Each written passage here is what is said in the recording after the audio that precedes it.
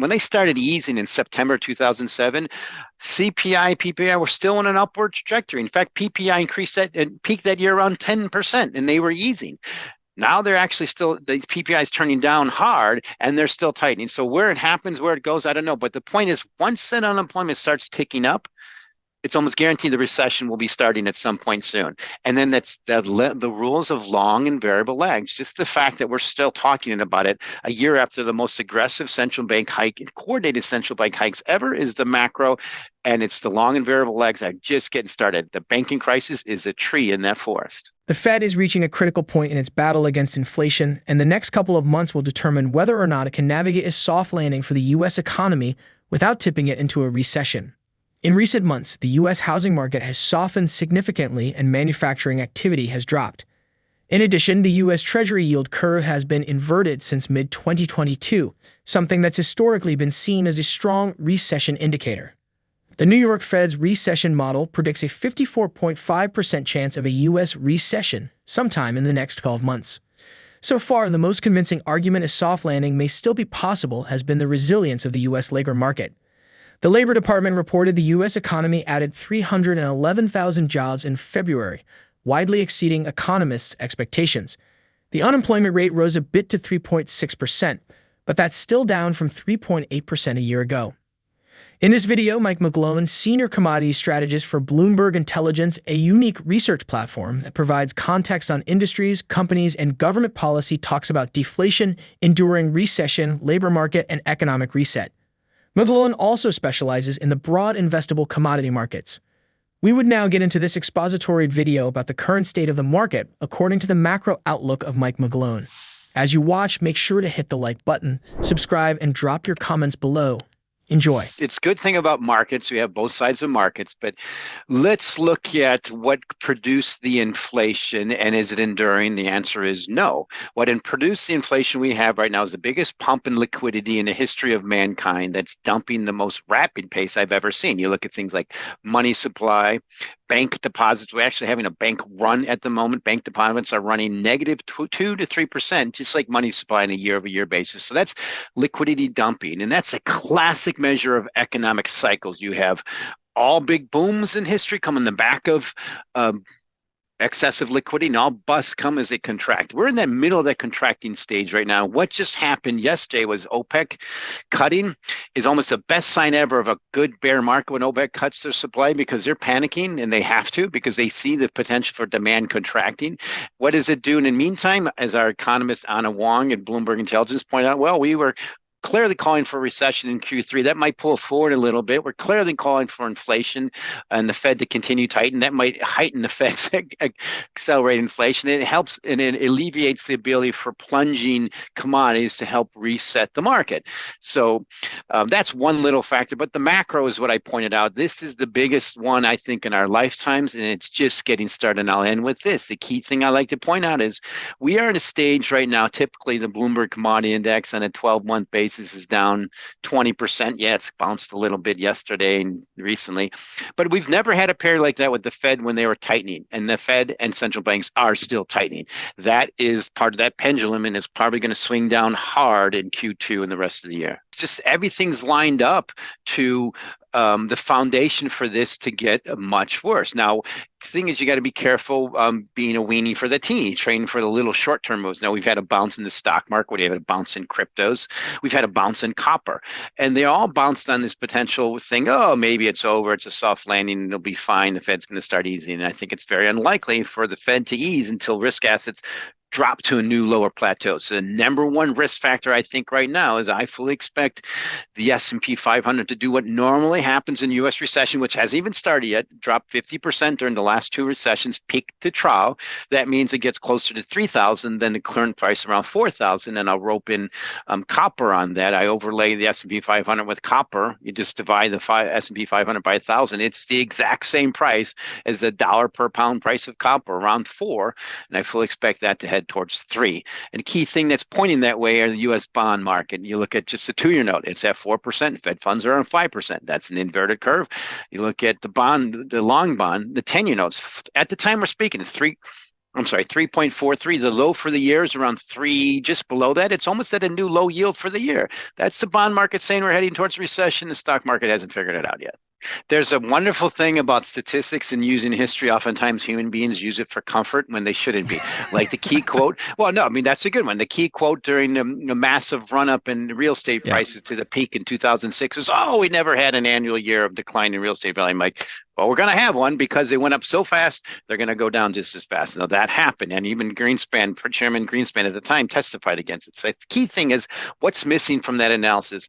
I look at one simple example as I just was playing with it a little bit. As you look at the 50-week moving average S&P 500 below the 100-week moving average, it's just about 5%. There's never been one case going back to 1965 where the market was already tilting down that much and the Fed was tightening. There's your difference.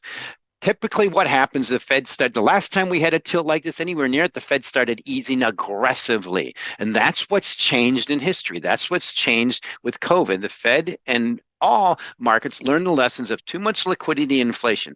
That will never happen again, where they will provide the liquidity at an excessive pace like they have with the ease they have in the past. So this is where we're tilting now.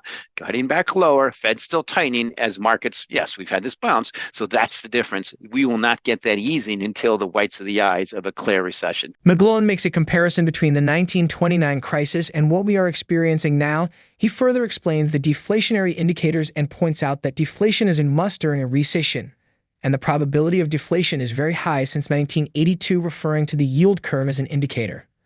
Let us now listen to what Mike has to say. Unstoppable, the way I see it right now. And the key things I look at is just what's happening with, there's a bank run, clearly a bank run, and just the rules of bank runs, you're never supposed to be hawkish in bank runs, but the bank run is clearly happening. We see more deposits leaving U.S. banks on a daily basis. The pace on a 12-month basis is minus 2%. That's never happened. Our database is going back to 1960.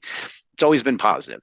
And they're still tightening. So there's a bank run. It's just different. You don't run to the bank anymore. You pick up your phone, you push a button, boom, and you're buying treasury bonds, or you're buying a Schwab TLT or something, an ETF that tracks it. So that's the difference from the past. And to me, that's the key thing. Is bottom line is tilting toward massive pump in liquidity, that's dumping. Bottom line, that's what happened in the Great Depression. And one way chart that really shows that is you show money supply. It looked just like the stock market did in 1929. If you do it like on 120-month basis, just to measure. And also key thing, if it looks just like that, if you measure the U.S. stock market versus the MSCI ex-U.S. stock market, same thing. Big pump that's starting to roll over. You cannot not expect a credit contraction when money is leaving the banks at this pace. There's no way to avoid it. They can't lend it out. They can't whatever. They can't do fractional reserve lending when they don't have the reserves. And when the reserve assets, their duration matches are dropping. They did not really, apparently, in our stress test, we did not measure the duration risk of the Fed raising rates at the highest pace, the greatest pace in history. So that to me is inevitable. The key thing is what solves that problem. What got us there? Fed raising rate hikes really fast. Cutting rates is what helps solve it, and they're still hiking rates. So let's look at the world's benchmark measure for heat, electricity, and fertilizer. U.S. natural gas, its price right now is 2. It first started trading in 1990. The high last year was around 10. It's dropped 80%. Now that's just the macro. You look at housing, owner's equivalent rent, plunging on a U.S. scale, and mostly global. Why? What really pumped that? Easy money. It's all turning around.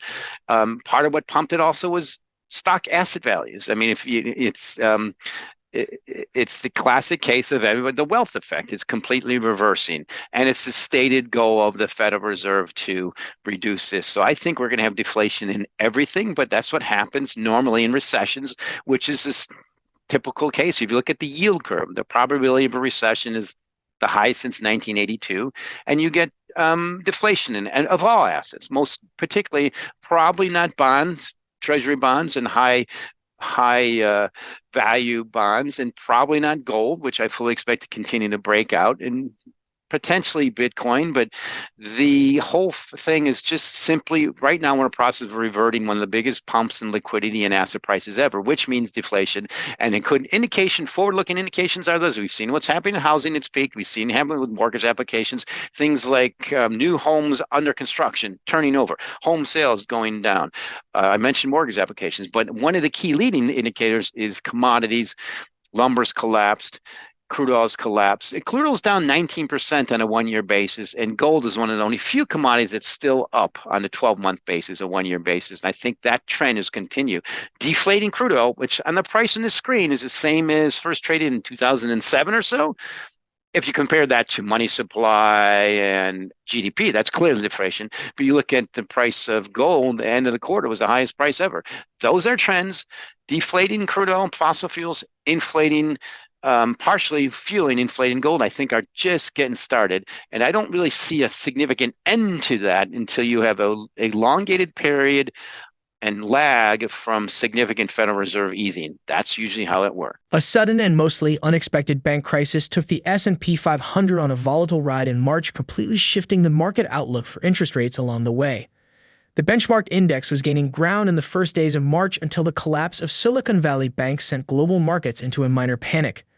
After 2 weeks of relative market chaos, coordinated efforts by regulators and the big banks to backstop the industry calmed markets. Fears of a domino effect of failing banks never came true, making investors more optimistic that the worst of the March mini crisis is over. The stock market should resume its march higher in April, a month that has historically been one of the strongest of the year for the S&P 500. Looking past the banking crisis, two key market catalysts will remain front and center in April: inflation and interest rates. The Consumer Price Index gained 6% year-over-year in February, down from peak inflation levels of 9.1% in June 2022, but still well above the Federal Reserve's 2% long-term target. At the Fed meeting, the Federal Open Markets Committee hiked interest rates by 1/4 of a percentage point, a second consecutive smaller raise after the mega hikes of 2022. Chair Powell calmly noted that financial conditions seem to have tightened since the banking crisis began. The Fed released fresh long-term economic projections at the meeting, including an outlook that foresees just one more rate hike before the FOMC pivots on rates and hits pause. Jeffrey Roach, the chief economist at LPL Financial, says the tight financial conditions Powell described have not yet had a material impact on U.S. consumer confidence. The availability of jobs and low unemployment more than offset the negative impact from recent banking crises, Roach says. That said, recession risks are still elevated as the Fed nears the end of its rate hiking campaign. Traders now forecast an approximately 49% chance that the Fed will raise rates by another quarter point at the May 3 meeting, and a 51% chance it could pause on rates, according to CME Group.